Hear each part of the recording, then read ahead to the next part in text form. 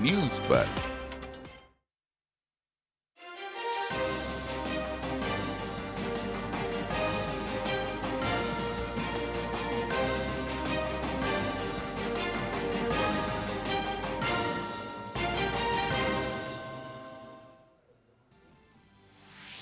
Budget सत्र से पहले सरकार ने बुलाई दोनों सदन के फ्लोर लीडर्स की सर्वदलीय बैठक। संसद में उठाए जाने वाले मुद्दे समेत शांतिपूर्ण सत्र चलाने पर चर्चा। बापू की 76वीं पुण्यतिथि पर राजघाट पर सर्वधर्म सभा का आयोजन। राष्ट्रपति, उपराष्ट्रपति और प्रधानमंत्री ने दी श्रद्धांजलि। पीएम ने कहा, उनका बलिदान लोगों की सेवा करने की देता है प्रेरणा।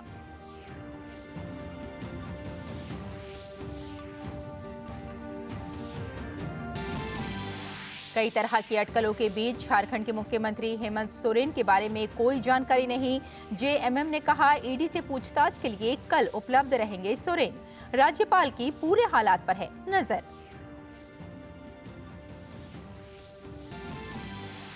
नौकरी के बदले जमीन घोटाला मामले में ईडी को मिले अहम सुराग। पूर्व रेल मंत्री लालू प्रसाद के बाद आज आरजेडी नेता तेजस्वी यादव की पेशी। और अरब सागर में भारतीय नौसेना ने 24 घंटे में दूसरी बार सोमाली समुद्री लुटेरों से एक और जहाज को बचाया। 19 पाकिस्तानी नागरिक भी थे जहाज पर सवार।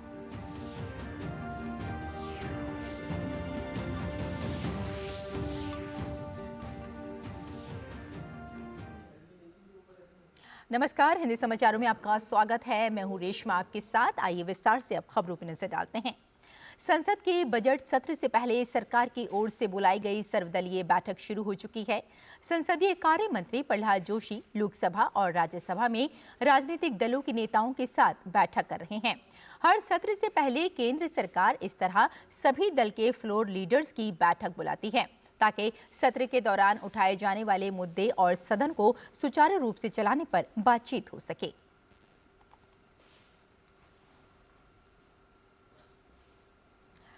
कल 31 जनवरी को राष्ट्रपति द्रौपदी मुर्मू के संबोधन के साथ बजट सत्र की शुरुआत होगी। वित्त मंत्री निर्मला सीतारमण अंतरिम बजट 1 फरवरी को पेश करेंगी।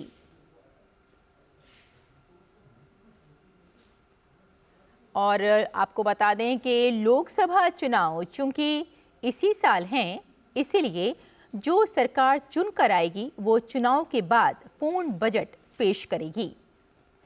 जिस साल देश में लोकसभा के चुनाव होने वाले होते हैं, उस साल वित्त मंत्री अंतरिम बजट पेश करते हैं।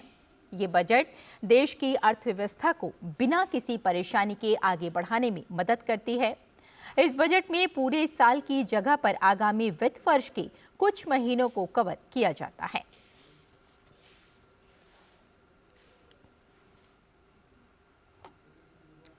और वित्त वर्ष 2024 लगातार तीसरा ऐसा वर्ष है जब भारतीय अर्थव्यवस्था में 7% से अधिक की वृद्धि दर्ज की जा रही है, जबकि वैश्विक अर्थव्यवस्था 3% से अधिक की दर से विकास के लिए संघर्षरत है।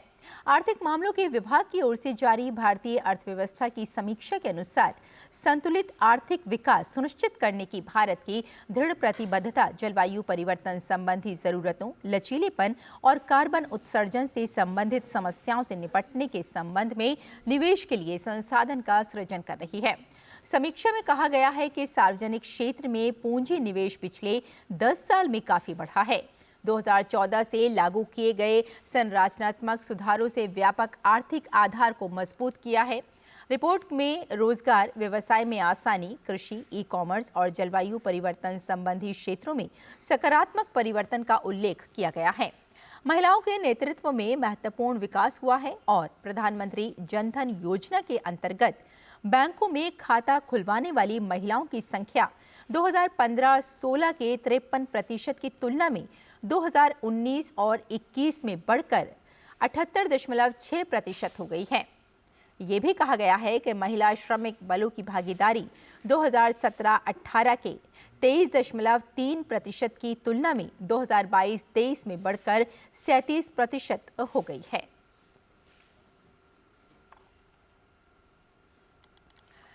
वित्त मंत्री निर्मला सीतारमण 1 फरवरी को अंतरिम बजट पेश करने वाली हैं। इस बजट में विकसित भारत के साथ महिलाएं सशक्तिकरण की झलक भी नजर आ सकती है और सरकार महिलाओं के नेतृत्व में विकास को बढ़ावा दे रही है। यही वजह है कि हर क्षेत्र में महिलाओं की भागीदारी बढ़ रही है, जो कि आर्थिक विकास के काफी महत्वपूर्ण है।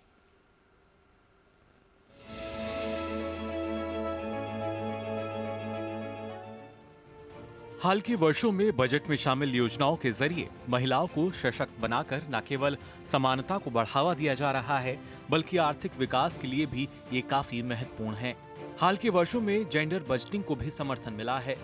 वित्तीय वर्ष 2023 और 24 के लिए कुल व्यय का लगभग 5% भारत में महिलाओं को प्रभावित करने वाले मुद्दों के लिए आवंटित किया गया था। इससे महिला सशक्तिकरण से जुड़ी योजनाओं को बढ़ावा देने के लिए शुरू किए गए मिशन शक्ति को भी बढ़ावा मिल रहा है। महिला केंद्रित बजट जितना कारगर है, उतना महत्वपूर्ण भी है, क्योंकि अधिक से अधिक महिलाएं कार्यबल में शामिल हो रही हैं। पिछले बजटों में भी विशेष रूप से महिलाओं और युवा लड़कियों के लिए कौशल प्रशिक्षण कार्यक्रमों की बात हो या फिर कृषि क्षेत्र में नमो ड्रोन दीदी जैसी योजनाएं आज महिलाओं को सशक्त करते हुए आत्मनिर्भर बना रही हैं। अंतर्राष्ट्रीय मुद्रा कोष यानी IMF की एक रिपोर्ट के अनुसार भारत में लैंगिक समानता हासिल करने, जिसका अर्थ है श्रम बल में पुरुषों के समान महिलाओं की भागीदारी, संभावित रूप से भारत की GDP में अच्छा इजाफा कर सकती है। विश्व बैंक के अनुसार यदि 50% भारतीय महिलाएं कार्यबल में शामिल होती हैं, तो भारत अपनी वृद्धि दर 1.5% अंक बढ़ाकर 9% वार्षिक तक पहुंचा सकता है। आज हर क्षेत्र में महिलाओं की भागीदारी नजर आती है। महिलाओं के विविध दृष्टिकोण, कौशल और नवाचार से अधिक मजबूत और गतिशील अर्थव्यवस्था को बढ़ावा मिल रहा है, वो भी ऐसे समय में जब विकासात्मक बदलाव से भारत वैश्विक मंचों पर प्रगति कर रहा है और विश्व की तीसरी सबसे बड़ी अर्थव्यवस्था बनने को अग्रसर है। आगामी 1 फरवरी को वित्त मंत्री निर्मला सीतारमण जब अंतरिम बजट पेश करेंगी, तो इसमें विकसित भारत की झलक के साथ ही देश को विकसित बनाने के लिए आत्मनिर्भर होती नारी शक्ति पर भी फोकस देखने को मिलेगा। Bureau report, DD news.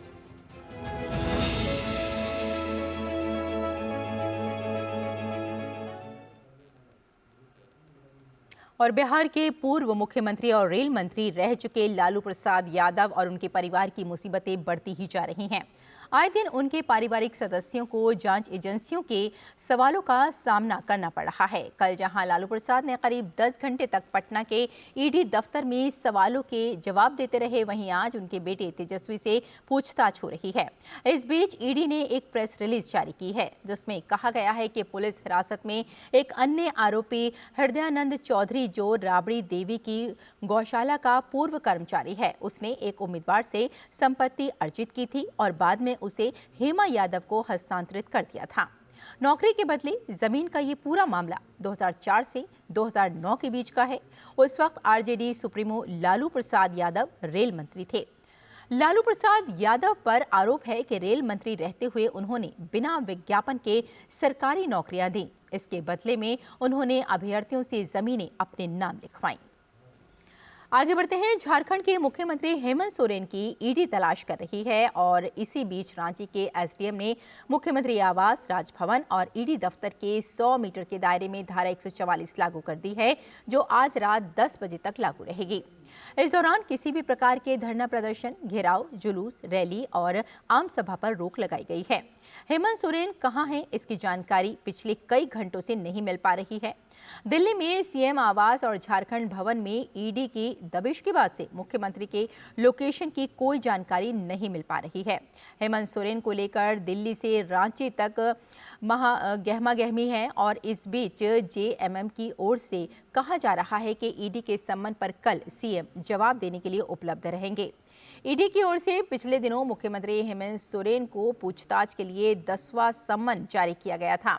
उधर मुख्य विपक्षी दल भाजपा ने हेमंत सोरेन पर ED के सवालों से बचने के लिए इधर उधर भागने का आरोप लगाया है, जबकि सत्ता पक्ष के मंत्री और विधायक कल देर रात तक CM आवास में जुटकर बैठक करते रहे। आज भी CM आवास में बैठक होने की संभावना है और उधर राज्यपाल CP राधाकृष्णन को भी मुख्यमंत्री हेमंत सोरेन के बारे में कोई भी जानकारी नहीं है और वो भी मुख्यमंत्री की प्रतिक्रिया का इंतजार कर रहे हैं। We are also waiting for the CM's response. Nobody is above the law. I'm repeatedly telling it. We have to work within the Constitution. We all are law-abiding citizens.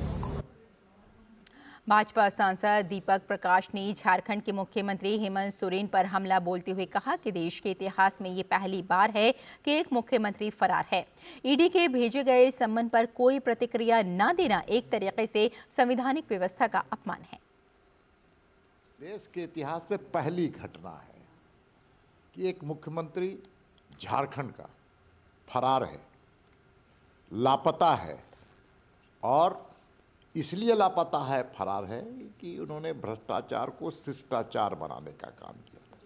अपने परिवार और अपने लिए अकूत संपत्ति जमा करने की नीयत और नीति उनकी बनी हुई थी, और जब जांच एजेंसियां उन पर जांच करने के लिए उनको लगातार बुलाने का काम कर रही है, तो भागते चल रहे हैं, भागते चल रहे हैं और भागते चले जा रहे हैं। आप जांच एजेंसियों के सामने नहीं आएंगे, आपको लगातार सम्मन देने के बावजूद आप उनका आदर नहीं करेंगे, अनादर करेंगे, संवैधानिक पद पर बैठ कर के संवैधानिक मर्यादा और कानून को तोड़ने का काम करेंगे, तो स्वाभाविक है कि आपकी गाड़ी जब्त की जा सकती है।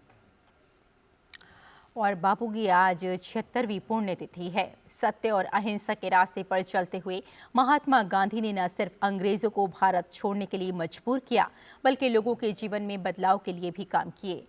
अहिंसा परमो धर्मा का संदेश देने वाले बापू स्वतंत्रता आंदोलन से तो जुड़े ही थे। गांधी जी धार्मिक ग्रंथों का पाठ किया करते थे, जिनका उनके जीवन पर गहरा प्रभाव भी पड़ा।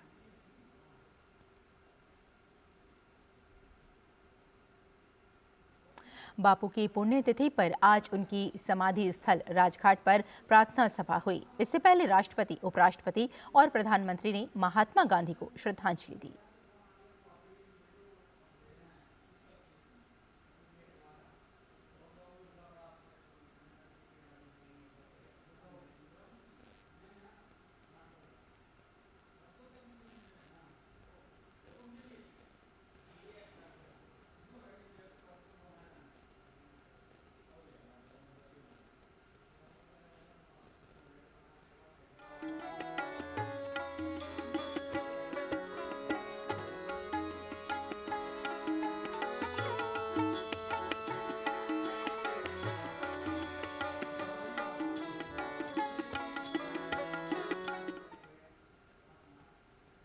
प्रधानमंत्री मोदी अपनी निजी डायरी में महात्मा गांधी के विचारों को लगातार लिखते रहे हैं। उनकी डायरी के पन्ने ये भी बताते हैं कि प्रेम और सहिष्णुता भी उन्होंने महात्मा गांधी के जीवन से ही सीखी है। प्रधानमंत्री की निजी डायरी से ये भी पता चलता है कि वे राष्ट्रपिता के जीवन से काफी प्रभावित रहे हैं।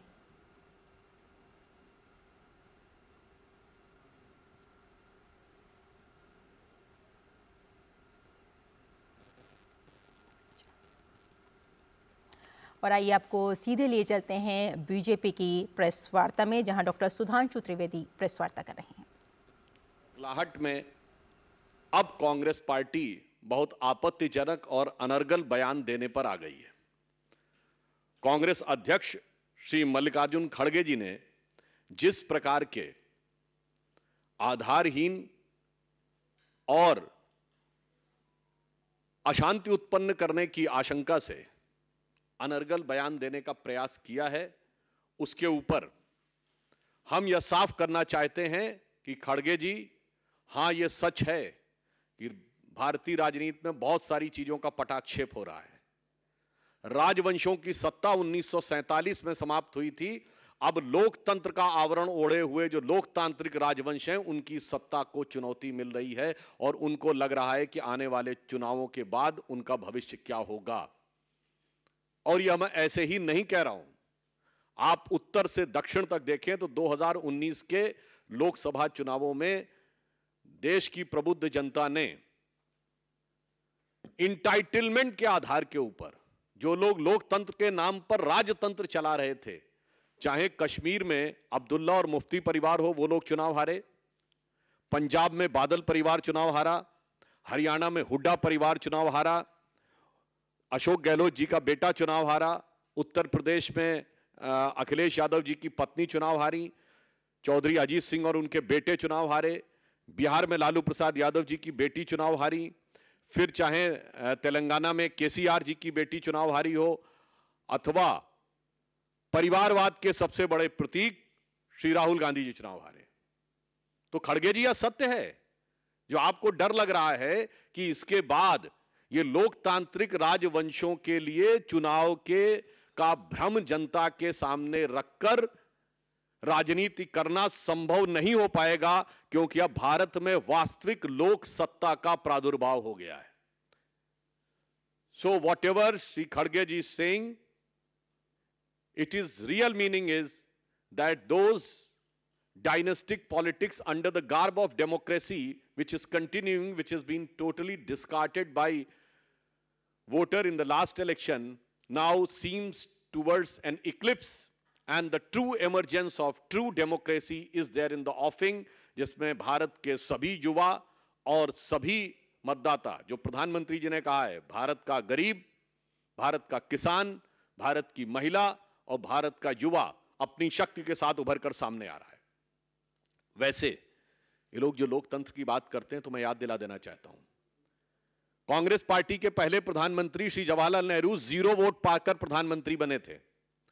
अप्रैल 1946 में कांग्रेस कार्य समिति की बैठक में 16 कांग्रेस कमेटियों में से एक ने पट्टाभी सीतारमैया को और एक ने कृपलानी जी को वोट दिया था, और बाकी सारे के सारे वोट सरदार पटेल को मिले थे और 0 वोट जवाहरलाल नेहरू को मिले थे। और इस बात की, उस घटना के अंदर का point by point, minute by minute reference Kripalani की किताब माय डेज विद गांधी में है, मौलाना आजाद की किताब इंडिया विंस फ्रीडम में है, दुर्गा दत्त की किताब India from Curzon to Nehru and thereafter में है।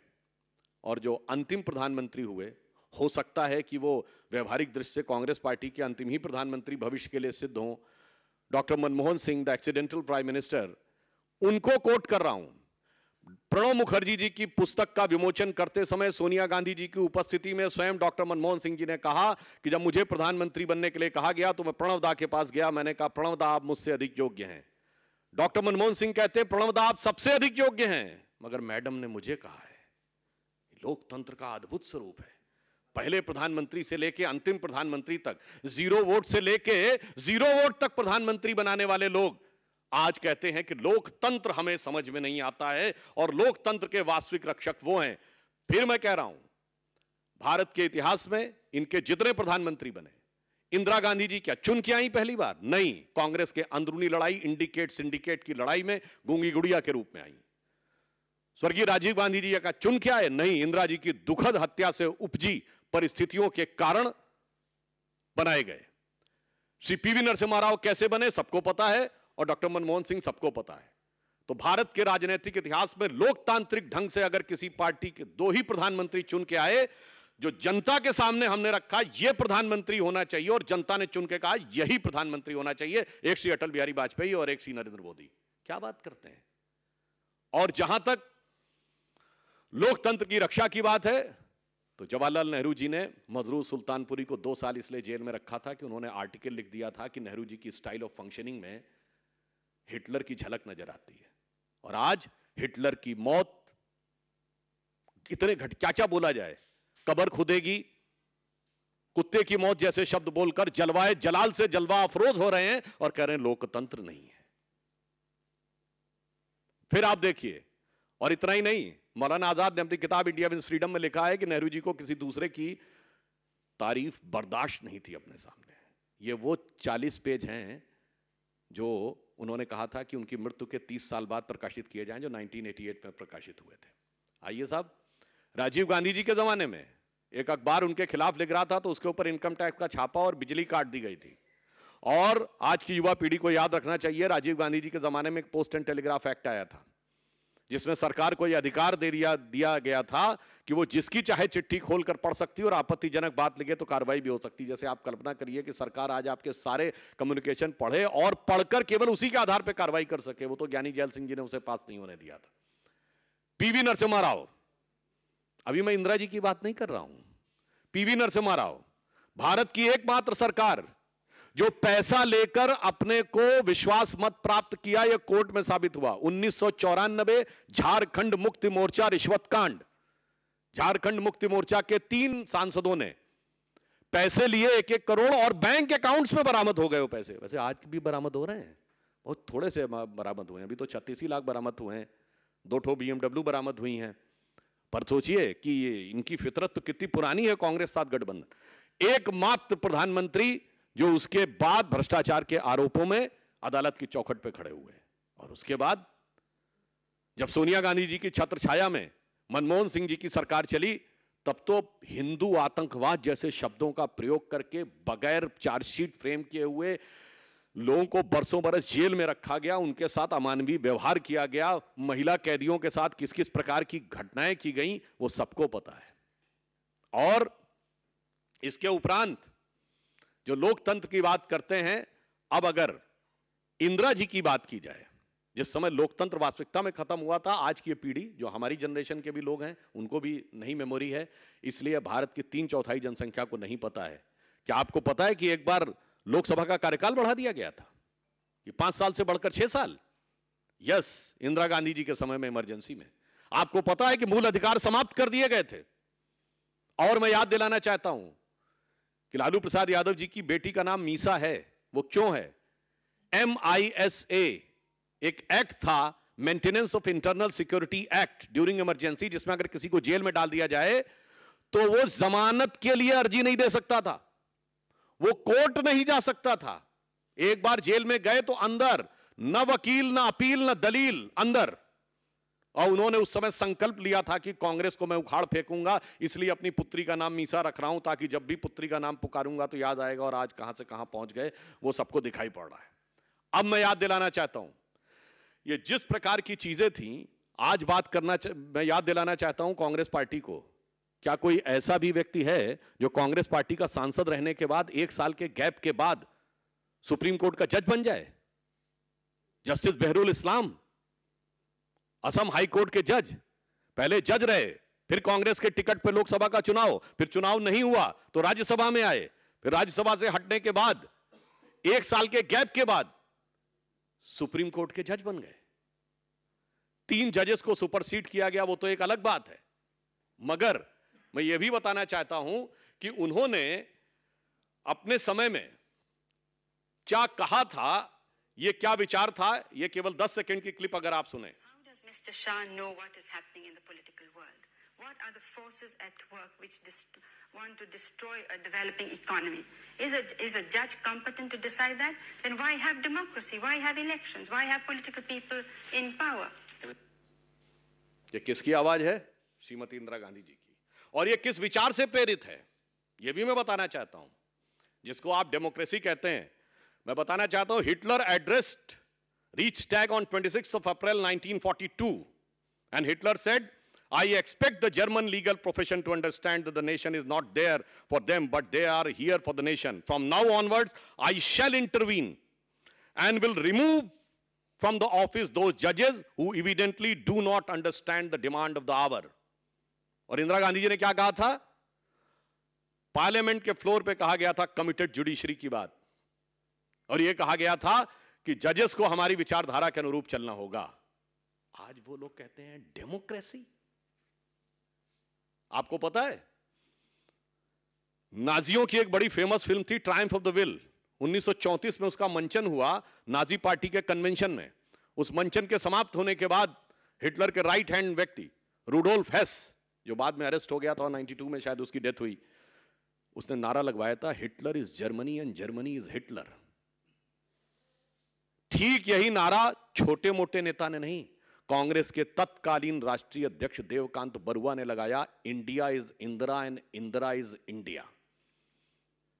और आज तक कांग्रेस के किसी राष्ट्रीय अध्यक्ष ने उसके लिए माफी नहीं मांगी है, तो वो कांग्रेस का आज तक आधिकारिक बयान है। इसलिए जो लोग राजनीति में इस प्रकार की बात कहते हैं कि कौन डेमोक्रेसी की बात कर रहा है, तो मैं एक और चीज कोट करना चाहता हूं। मार्गरेट अल्वा जी कांग्रेस की सीनियर लीडर रही हैं। उन्होंने किताब लिखी है courage and commitment and autobiography.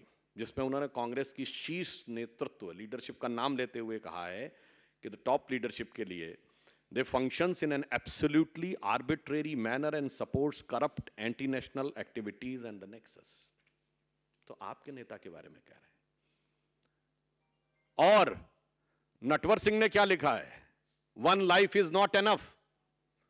PV Narasimha Rao की किताब द इनसाइडर। अरे क्या क्या सुनेंगे भाई। तो मैं साफ बात कहना चाहता हूं, यह सच है, जो आर्बिट्रेरी अधिनायकवादी शक्तियां थीं उनके हाथ से अब सत्ता को निर्णायक रूप से जाने का समय आ गया है। और यह साफ दिख रहा है, वहीं श्री नरेंद्र मोदी जी के नेतृत्व में भारत एक नए स्वरूप की तरफ आगे बढ़ रहा है, जहां पर कि 44 करोड़ लोगों को मुद्रा योजना के तहत लाभ मिला है, जनधन योजना के 50 करोड़ अकाउंट बने हैं, 4 करोड़ गरीब लोगों को आवास मिला है, सत्ता में सबको सम्मान, सबको स्थान मिला है। वैसे एक और बात बता दूं, भारत के इतिहास में एक ही प्रधानमंत्री हैं, श्रीमती इंदिरा गांधी जी। कोर्ट ने जिनको करप्ट प्रैक्टिसेस और माल प्रैक्टिसेस के लिए दोषी साबित कर दिया, उसके बाद उन्होंने कोर्ट के निर्णय को रौंद दिया। और एक ही बार नहीं रौंदा गया, 2 बार रौंदा गया। 1985 शाहबानो केस, कि जब लगा सुप्रीम कोर्ट शरिया के खिलाफ जा रहा है, तो Supreme Court has been trounced by the brutal majority in the parliament in favour of sharia and this was a secular state. वरना दुनिया में कोई एक सेक्युलर स्टेट का उदाहरण बताएं जहां शरिया सर्वोच्च न्यायालय से ऊपर हो। इसलिए मैं बताना चाहता हूं, और एक और बात बता दूं, इंदिरा जी के खिलाफ जो चुनाव लड़े थे राजनारायण जी, वो संयुक्त सोशलिस्ट पार्टी के थे, संसोपा जिसको कहते थे। वही तो पिछड़े वर्ग के आरक्षण की बात कहती थी, उसके तो खिलाफ खड़े थे। अब आज आप कहते हैं गणना करवाएंगे। जब हाथ में सारी सत्ता थी तब तो कुछ किए नहीं, तब तो सदैव विरोध में रहे, और आज आके कहते गणना करवाएंगे। इसलिए मैं अंत में कहना चाहूंगा कि खड़गे जी ने एक और जो गंभीर बात बोली है, वो मैं सारे करोड़ों देशवासियों से कहूंगा, इसको गंभीरता सोचिए। उन्होंने कहा कि हम गुलाम थे, और कहते हैं कि तुम लोग गुलाम के भी गुलाम थे। यह गुलामी की मानसिकता है। आप कह रहे हैं कि हम दुनिया के एक विचित्र देश बताए जाते हैं कि जो 1000 साल तक गुलाम रहा, फिर भी जो समाज में विकृतियां आई, समस्याएं आई, उसका कारण शासक वर्ग नहीं था, हम थे। यह कौन सी गुलामी की मानसिकता है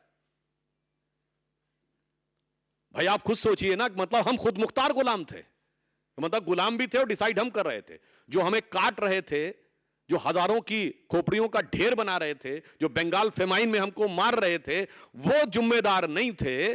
जो कट रहे थे, मर रहे थे, भूखों मर रहे थे, वो जिम्मेदार थे। 1000 साल में समाज में जो आया, कांग्रेस इस गुलामी की मानसिकता का प्रतिनिधित्व करती है। इसीलिए मैं कहना चाहूंगा कि अब वस्तुस्थिति यह है कि जो हम किसी जमाने में कहते थे ना, उगा सूर्य कैसा कहो मुक्ति का ये उजाला करोड़ों घरों तक न पहुंचा, मोदी जी के आने के बाद उस करोड़ों घरों तक पहुंचा है। अब कांग्रेस की इस गुलामी की मानसिकता के लिए जो अंग्रेजों ने दी थी, वो आज तक उनके दिमाग में है। तो कहना चाहता हूं ना, संयम व्यवस्था न एकात्मता है, भरी है अभी तक मनों में गुलामी। वही राग अंग्रेजियत का पुराना सुनाते बड़े लोग नामी गिरामी। बहकती मदिर जिंदगी की लयों में अभी मुक्ति गायन स्वरों तक न पहुंचा। उगा सूर्य कैसा कहो मुक्ति का ये उजाला करोड़ों घरों तक न पहुंचा। मतलब अभी भी बहकते कदम हैं, स्वतंत्रता का, मुक्ति का वास्तविक गायन उनके कान में नहीं पहुंच पाया है।